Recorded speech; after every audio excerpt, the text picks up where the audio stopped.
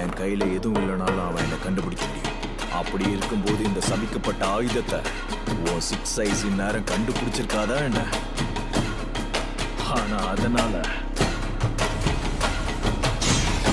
நீ உன் டெக்னிக்கை டிஃபென்ஸில் மட்டும்தான் ஃபோக்கஸ் பண்ணிருப்ப.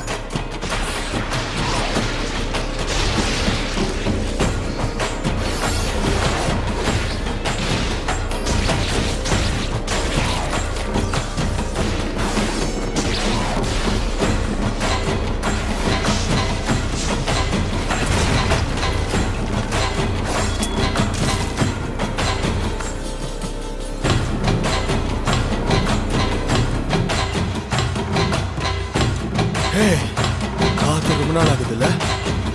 ரிவர்ஸ் கர்ஸ் டெக்னிக் அதேதான். சொல்றதான்பா ஈஸி. ஆனா இதனால் வர நான் அதை ட்ரை பண்ணதே இல்ல.